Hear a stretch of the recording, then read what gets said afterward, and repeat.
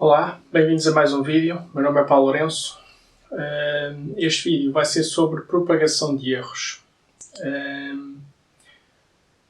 Os erros estão presentes em todas as medidas. Eu vou colocar este vídeo na playlist de Física, mas é transversal a Eletrónica, a Eletricidade, outras playlists que estão no canal, e é transversal a outras áreas da ciência. Todas as áreas onde há medições existem erros adjacentes. Os erros têm várias fontes, podem ser devido aos aparelhos de medida, limitações dos aparelhos, a tolerância, a sua precisão. Podem ser devidas a erros de manuseamento do utilizador. Podem ser devido a erros do método utilizado para fazer a medição. Neste vídeo vamos falar sobre um detalhe que é a parte mais pequena que se consegue medir com cada aparelho, ou seja, o erro associado às escalas dos aparelhos. O que é que eu ia dizer com isso? Vamos imaginar o seguinte, que eu quero medir o comprimento deste marcador. Para fazer isso, posso agarrar uma fita métrica, encosta-se e mede-se. Neste caso, a leitura que eu faço é 13,7 cm. Portanto, quando eu tenho o comprimento de 13,7 cm, existe sempre um erro associado a esta medida. Agora, quanto é que é esse erro? No caso das fitas métricas, esta fita métrica específica que eu estou a usar, a divisão mais pequena é 1 mm. Portanto, considera-se neste tipo de aparelhos, escalas, que o erro é metade da divisão mais pequena. Ou seja, porque nós visualmente conseguimos perceber se está mais perto de um dos tracinhos da fita métrica ou do outro, mas não conseguimos distinguir o valor intermédio. Portanto, considera-se que o erro é metade da divisão mais pequena. Ou seja, 13,7 cm com uma precisão de 0,05 cm, ou seja, meio milímetro. Como eu tenho aqui duas casas decimais no erro, significa que posso colocar aqui mais uma casa decimal. Isto é uma forma de representar o erro, ou seja, temos a medida e depois mais ou menos o erro. Na mesma unidade. O erro está na mesma unidade. Portanto, é um erro absoluto. Outra forma de representarmos isto é se representarmos 13,70 cm, mais ou menos, e um erro relativo, ou seja, um erro em percentagem, que é calculado de que forma? Eu posso calcular fazendo 0,05 sobre 13,70 vezes 100 e vou obter um erro de 0,37%. E é isso que eu coloco aqui. Este tipo de representação dá-nos a ideia concreta do valor absoluto do erro. Neste tipo de representação dá-nos a ideia de o tamanho do erro em proporção ao tamanho da medida. Mas as duas expressões dão-nos a mesma informação e dá facilmente para passar de uma para a outra. Agora vamos ver outro caso. Vamos supor que tenho uma régua e quero medir, da mesma forma que medi com a fita métrica, quero medir algum objeto. Naquele caso, temos ali, o objeto vai até 7 qualquer coisa. Portanto, será 7, vamos supor que isto são centímetros, será 7,0 mais ou menos qualquer coisa. E agora, podemos pensar que, se acabarmos de ver a fita métrica, em que o erro é metade da divisão mais pequena, então podemos pensar que aqui é exatamente a mesma coisa. A divisão mais pequena que eu tenho aqui, se a gente considerar que isto é marcações de centímetros, a divisão mais pequena é meio centímetro. Portanto, seria de considerar que seria aqui 0,25 centímetros. Porquê? Porque metade de meio centímetro seria isto. No entanto, no caso das réguas, não é a mesma coisa que na fita métrica. Porquê? Porque o erro pode ser cometido aqui nesta ponta e também ali, quando nós tentamos ajustar o zero. Então, isto está mal. Neste caso é 7,0 mais ou menos 2 vezes metade da divisão mais pequena. Porquê 2 vezes? Porque podemos nos enganar em metade daqui e em metade dali. Então fica 7,0 mais ou menos 0,5 centímetros. Porquê é que nas fitas métricas isso não acontece? Porque quando eu agarro uma fita métrica e encosto numa das pontas, o zero está garantido que está certo, porque é fisicamente encostado, é fixo. Enquanto numa régua eu tenho de estar, era como se eu tentasse medir o marcador aqui alguns a meio. Ou seja, eu tenho de estar a tentar ajustar uma das partes e a outra parte, e tenho de fazer a medição dos dois lados. Nas réguas é assim, portanto o erro é superior. Se fôssemos fazer este erro em percentagem, iria dar 7,0 centímetros, mais ou menos 7%. Agora temos outro caso. Quando temos um aparelho com uma medição digital, ou seja, em que tem números. Aí não há erros de interpretação. Eu olho para lá e leio o que lá está. Não há problema de eu ler mal o que está aqui. Vamos supor que isto é um voltímetro e que está a indicar este valor. Portanto, está a indicar 5,08, mais ou menos, e volts. Agora, o que é que eu coloco aqui como erro? O que eu coloco aqui como erro é uma unidade mais à direita, ou seja, a unidade mais pequena que o mostrador consegue mostrar. Porquê? Porque vamos imaginar que este 8, na realidade, pode ser 8,2, 3,4, continuará sempre a ser 8. Ou pode ser 7,6, 7,7, 7,8 e continua a ser 8. Portanto, consideramos que esta última casa poderá não ser correta e então o erro fica assim. Uma unidade da última casa do display numérico. Em percentagem, neste caso, teríamos 5,08 volts, mais ou menos 0,2%. Reparem que a posição onde se coloca a unidade, no caso de ser em unidade absoluta, como isto é volts também, só colocamos a unidade uma vez e no fim. No caso quando temos o erro em percentagem, a unidade é colocada junto do valor da medida. Depois temos, por exemplo, um mostrador analógico. Os mostradores analógicos funcionam mais ou menos da mesma forma que a fita métrica. Portanto, eu tenho aqui um amperímetro, vamos supor, que está-me a indicar 5.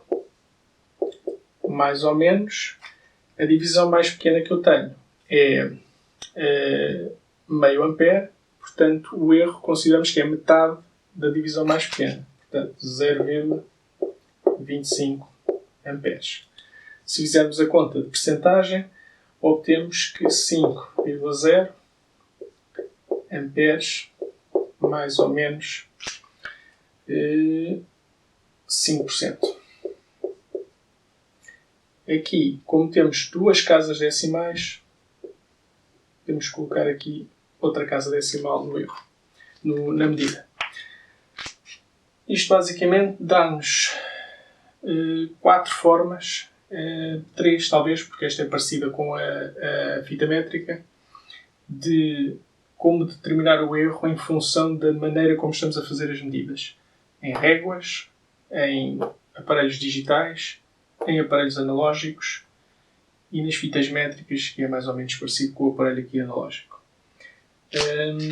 De seguida, vou pegar o quadro e vou falar sobre contas, ou seja, quando fazemos cálculos em que entram medidas que têm erros associados. E vamos ver como é que o erro é calculado e como é que as medidas funcionam quando é esses casos. Agora vamos supor o seguinte, que temos operações matemáticas em que partes ou todos os valores que estão lá nas fórmulas contêm erros. Como é que dessa forma os erros se propagam ao longo das contas? Agora é que o título do vídeo faz sentido, propagação de erros, ou seja, é à medida o que é que acontece quando os erros das várias medidas vão sendo levados através das contas. Vamos supor o seguinte, se eu quiser determinar o perímetro de uma circunferência e vou medir o raio. Se eu medir o raio, e vamos supor que o raio são 20 mais ou menos 1 milímetro. Ou seja, eu meço com uma régua, com uma fita métrica, ou o que for, e descubro, e isto é o valor que eu tenho. Já tendo em conta o que falámos anteriormente, este é o valor que eu tenho. 20 milímetros mais ou menos 1 milímetro. Portanto, quando eu vou fazer a conta do perímetro, 2π vezes 20, vou obter 125,7. Agora, mais ou menos quanto? Basicamente o que eu tenho é uma constante, portanto aqui é uma constante, a multiplicar por um valor que tem um erro associado. Neste caso, em que se multiplica uma constante por um valor que tem um erro associado, o erro mantém-se. Não é preciso fazer nada, simplesmente é o valor que estava inicialmente na medida que nós tínhamos. Agora vamos ver outro caso. Vamos supor que eu tenho duas medidas de comprimento. Vou agarrar aqui no meu papel, que tem aqui algumas contas. Vamos supor que eu tenho uma medida de 50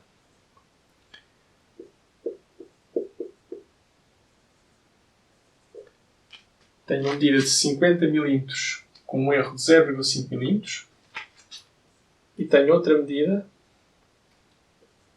de 30 mais ou menos 0,5 mm.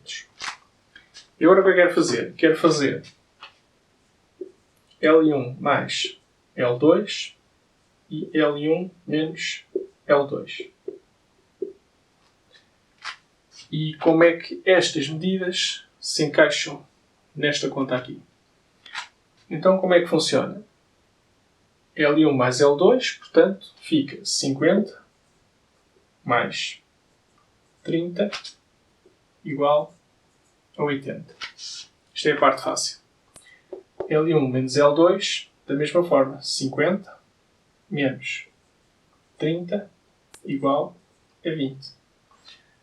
Agora, o que é que eu coloco no erro? A fórmula para somas ou subtrações com medidas que contêm erros, o valor do erro é igual à raiz dos quadrados, da soma dos quadrados dos erros. Se fossem mais medidas, continuávamos por aqui a colocar mais somas. E neste caso, obtemos 0,7 milímetros. Portanto, era isso que colocávamos aqui.